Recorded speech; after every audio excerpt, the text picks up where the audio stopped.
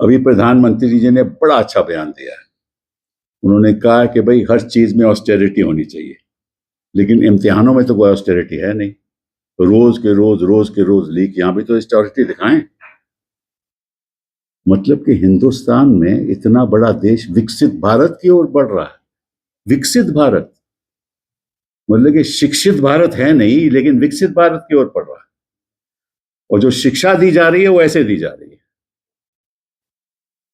और ये कि आज की बात नहीं है, 2016 में लीक, 2021 में लीक, 2024 में लीक, 2026 में लीक। इसका जिम्मेदार कौन है? प्रधानमंत्री जी को इसके बारे में मन की बात करनी चाहिए ना बच्चों के साथ, कि लीक क्यों हो रहे हैं।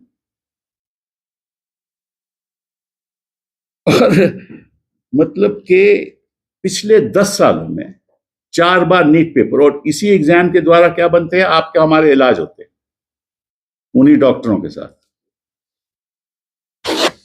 और ये लीक पेपर तो पकड़ा गया, जहां नहीं पकड़े गए।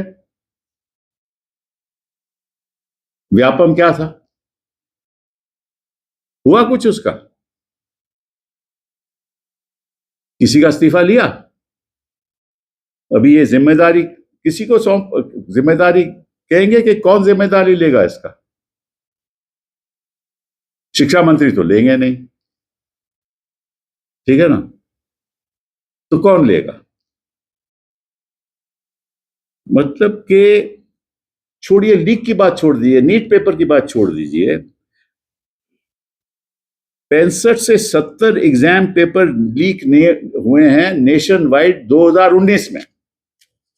65 से 70 एग्जाम पेपर लीक हुए हैं। मैं 2019 की बात कर रहा हूं। वो बोलता है इसके बारे में, वो चर्चा होती है।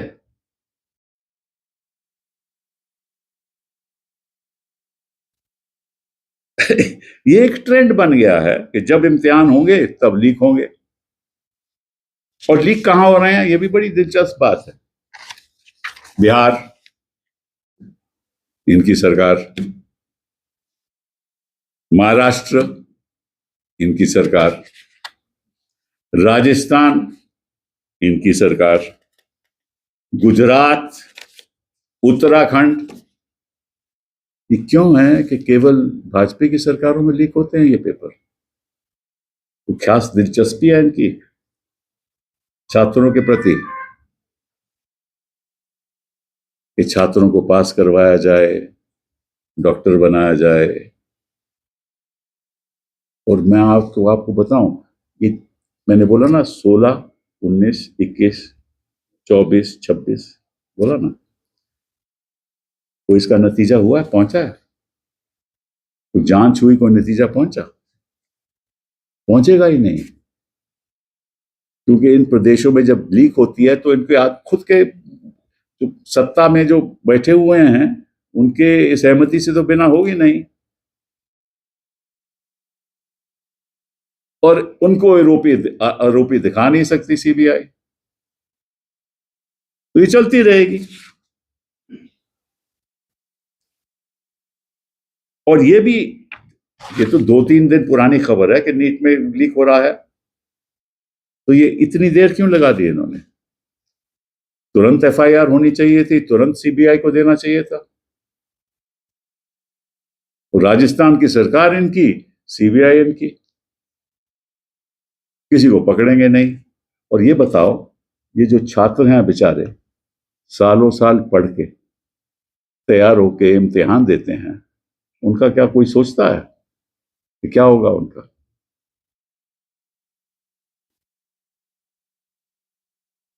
छात्र दोबारा पढ़ाई करेंगे, दोबारा एक इम्तिहान होगा, पैसा लगता है, लोग बाहर से आते हैं, गरीब आदमी के भी बच्चे आते हैं, compete करते हैं, तो उनको दोबारा ये सब करना पड़ेगा। मैं तो मानता हूं कि जिस सरकार में भी ये हो रहा है, उनको एक पनिशमेंट के तौर पे जो भी सरकार के वहां मंत्री, शिक्षा मंत्री हैं, सबको रिजाइन करना चाहिए। केंद्र में तो खैर कोई रिजाइन करेगा नहीं, तो हम मांग भी नहीं सकते, कोई फायदा नहीं है। मतलब कि अनपढ़ लोग बैठ गए, कुछ मुख्यमंत्री बन गए, तो पेपर तो लीक होंगे ही ना। अब वक्त आ गया है बदलाव का, बदले का नहीं, जैसे प्रधानमंत्री ने कहा, बदलाव का वक्त आ गया है। हमें बदलाव चाहिए। जो इम्तिहान ठीक से नहीं करवा सकता, जो प्रशासन इम्तिहान ठीक से नहीं कर सकता, वो देश कैसे चलाएगा? चला सकता है देश? एक एग्जाम पेपर तो आप सेट नहीं कर सकते ठीक तरह से, उसको लीक करवा देते हो। यही सारे देश में हो रहा है कि आपने बिना इलेक्शन के सिवा कोई चर्चा सुनी, चाहे मेन स्ट्रीम मीडिया में, चाहे कहीं और? तो जो देश के सामने जो मुद्दे हैं, या किसी की डकैती हो जाती है, कहीं डकैती हो जाती है, किसी की हत्या हो जाती है, कहीं वायलेंस हो जाता है, ऑफिसेस जलाए जाते हैं, किसी का बलात्कार होता है, ठीक है, मंत्री कहता है कि मैं रिजाइन नहीं करूंगा, आरोप लगते हैं, यही चर्चा होती है ना अखबारों में, यही चर्चा होती है आपकी आपकी मेन स्ट्रीम मीडिया में। कोई देश के बारे में कोई चर्चा करता है? इसके हमारे भविष्य के बारे में, बच्चों के भविष्य के बारे में? ऐसे भविष्य बनाएंगे बच्चे अपना?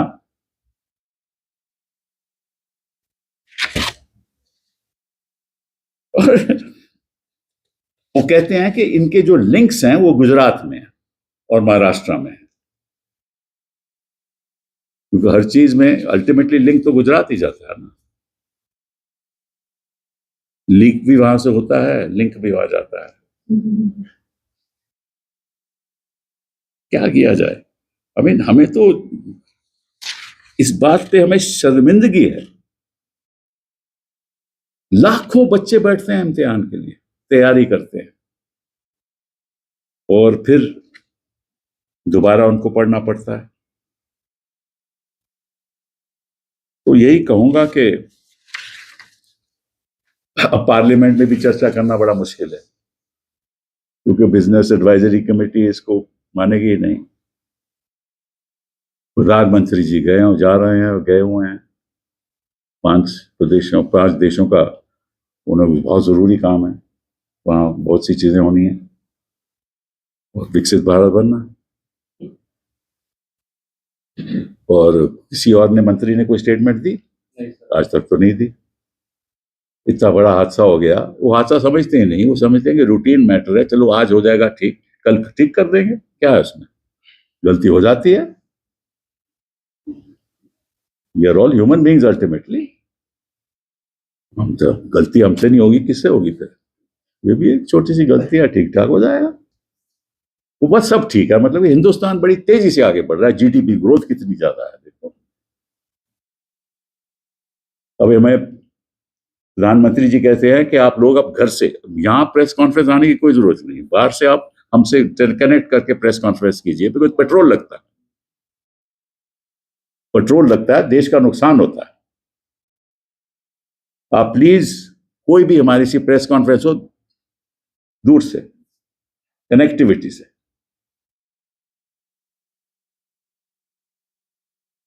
वो मैन्युफैक्चरिंग भी दूर से ही हो गया ना, सामान जाना होगा वो भी दूर से जाएगा।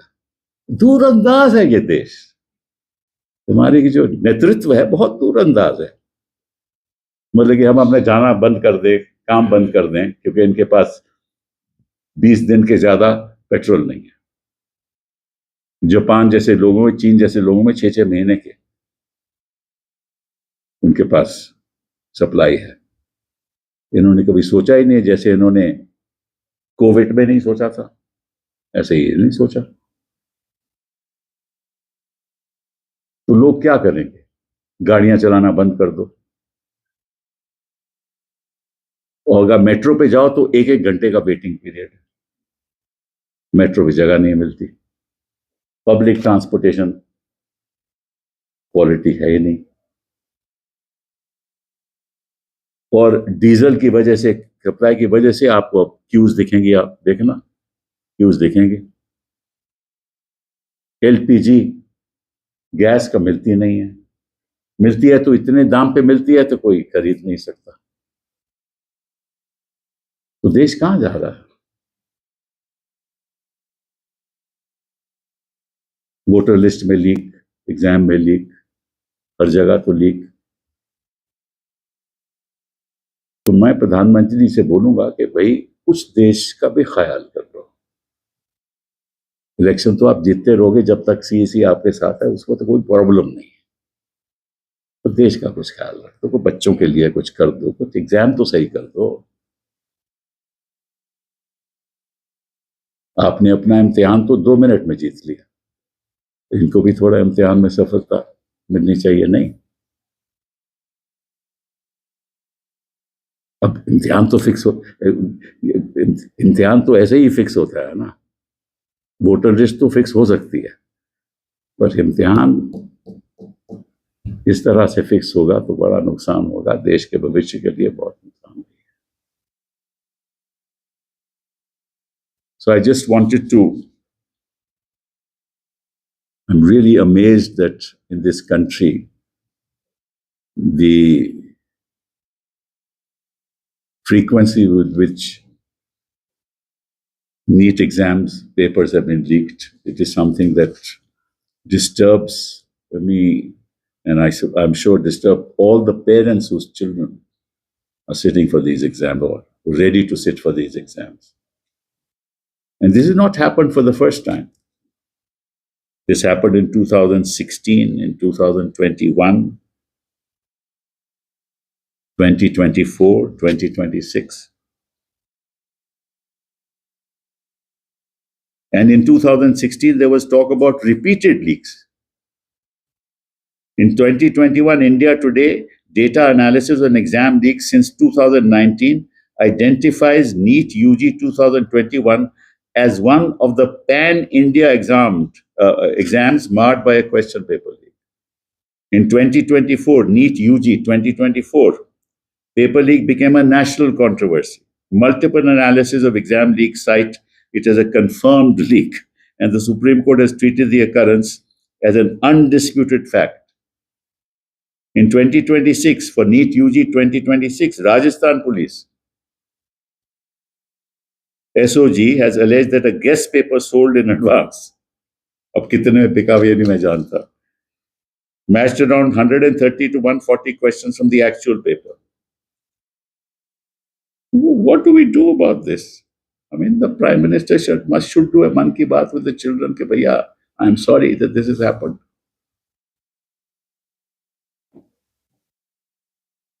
Four major leaks in the last 10 years. And, some very, very learned people are education ministers who are deeply involved in the Bengal elections also. Very learned. They should give an explanation, make a public statement. How this has happened, what they will do, will they be fixed responsibility? Not on themselves. They are not responsible for this. On those who are and should be made responsible. And analysis suggests that about 65 to 70 exam paper leaks nationwide have taken place since 2019.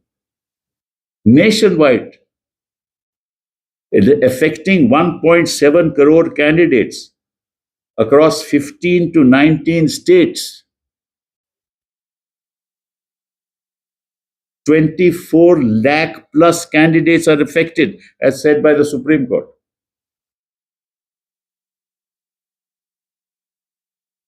In 10 years, 89 paper leaks, 48 re-exams. This is what's happening in our country. Yes, 89. And this is not a localized incident. This is not a localized incident. And it is very surprising that all this is happening in states where the BJP is in power. Bihar, Rajasthan, Maharashtra. And the connectivity, is where? Gujarat.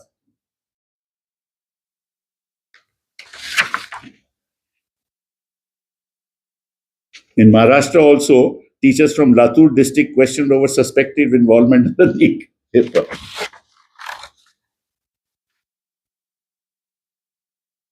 Very, very sad. And the Rajasthan police, which is now, leading this investigation. Now, of course, the BJP, I believe the CBI has taken it over, which is good. But this should have been done immediately because this news is not something that happened now. It happened 3 days ago.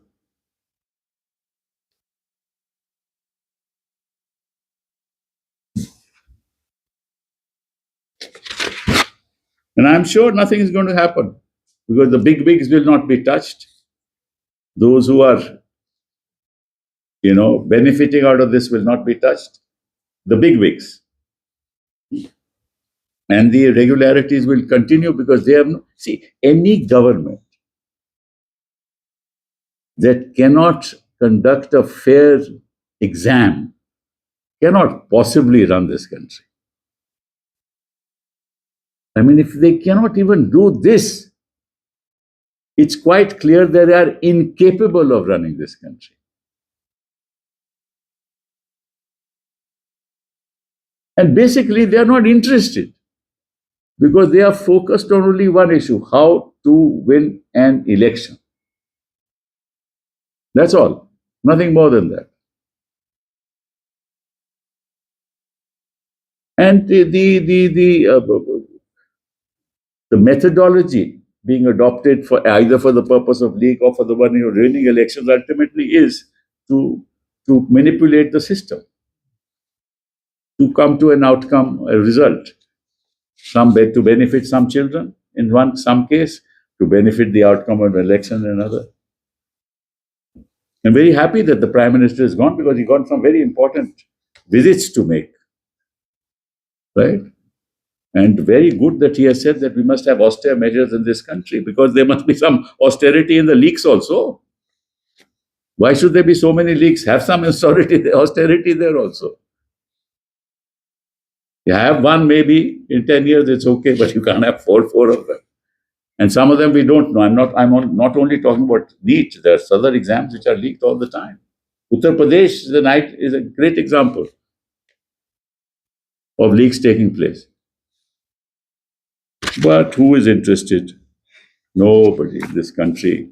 People are only interested in how they come to power, how they prosecute people, and all newspapers, your media is only concerned about who has moved from one party to another, who is joining the ruling party now, which government will be broken up, who has been raped, where is the dacoity, who has committed suicide, who is burning offices. This is all the news that we read.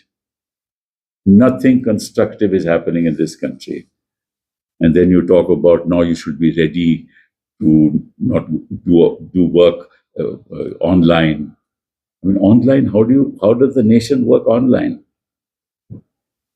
A delivery boy used to deliver something, but we deliver it online. And with the petrol prices, the diesel prices going up, is going to affect agriculture, it is going to affect prices. And you want to sell, these electric vehicles, but you will not give a subsidy.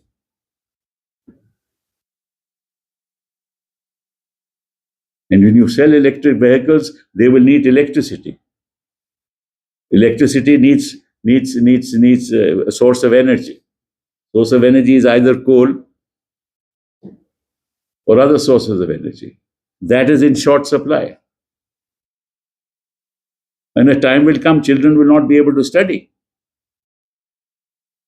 Where will they get the villages? Where will they get the electricity from? That's going to happen, and you're going to have queues at petrol stations. That's why the Prime Minister has made this statement. COVID-like situation.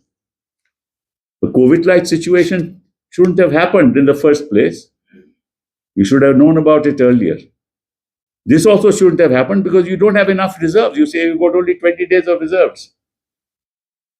2-3 weeks of reserves. That's all you have. Other countries like Japan and China has huge reserves.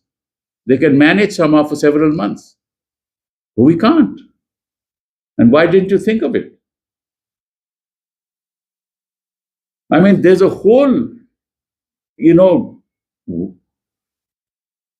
tumult going around, global tumult going around. The rest of the world is paralyzed. And you don't have a voice. I don't hear the Prime Minister's voice anywhere, anytime, anywhere. Everything. I mean, the maximum impact of the US Iran conflict is on us. Maximum. Why? Because we have 140 crore people. We don't get urea. It's going to affect our agriculture. It's going to increase. The rupee has gone up over 95. That's what's happened. So they are incapable.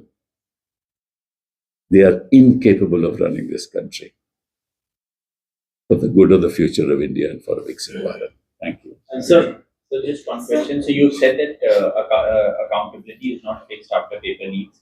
Do you demand that the PM should apologize and the education minister should resign? Why are you asking the impossible from me? Impossible. I mean, it'll just, if I ask such a thing, it'll land into deaf ears.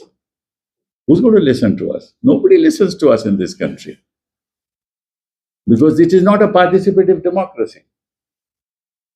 There's no point even saying that. At least catch the people who are doing it. Even that will not happen because they'll have links with politicians. Sir आपने कहा कि 2019 में 65 से 70 paper leaks हुए और ज्यादातर Bharatiya Janata party के शासित राज्यों में ऐसा हुआ। अब सवाल 2026 की अगर हम करते हैं तो नीट परीक्षा में करीब 22 लाख से ज्यादा बच्चों ने एग्जाम के लिए प्रिपरेशन कर रहे हैं। करेक्ट। और उनके मुस्तकबिल पे कुठाराघात है।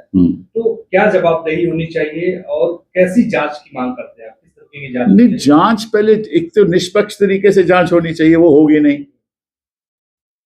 क्योंकि जिस वजह से पेपर लीक हुआ है उसमें कोई फाइनेंशियल इंटरेस्ट होगा, कुछ खास बच्चों का इंटरेस्ट होगा, यही होगा ना। उसमें पैसे की लेन देन होगा, उसमें कोई लोग इन्वॉल्व होंगे, वो जुड़े होंगे कुछ और लोगों के साथ, तो वो जांच तो होगी ही नहीं। मुझे ये बताओ कि इस देश में कौन से प्रदेशों में जहां बीजेपी राज कर रही है कोई ऐसी जांच हुई हो जहां मंत्री की रिस्पॉन्सिबिलिटी हुई हो? है कोई ऐसा उदाहरण? तो क्या होगा? कुछ नहीं होगा। वो कहेंगे बिल्कुल हम इसको सीरियसली लेंगे, ऐसा बोलेंगे ना, अगली बार नहीं होगा और फिर हो चुका है। लेकिन 2024 में जब सेम पेपर लीक हुआ था नीट का, तब सुप्रीम कोर्ट ने कहा था कि ये सिस्टमेटिक लीक की नहीं है, तो री एग्जाम नहीं किया गया था। इस बार एनटीए ने पहले ही री एग्जाम बोल दिया गया, तो इसका मानना है ये कि एनटीए मान रहे हैं कि ये सिस्टमेटिक है, ये systemic. Because you see, the point is that a nation that cannot even conduct a NEET exam, how can that nation run this country? How can those in power run this country? I mean, this is something that should have been set right. I mean, they've been in power since 2014 now, and we are in 2026. They haven't been able to set right the Holdivine exam. I mean, just imagine. So you have under this portfolio of HRD as well. What would be your recommendation? Because we have seen series of leaks taking place. What do you think are the loopholes and what would be your recommendation? Distance the government from the professional aspect of running an exam. Just leave the government out. Right? So there can be no involvement. And have checks and balances at every stage of the preparation of an exam paper. Have checks and balances at every stage. Don't appoint your own people to head these organizations.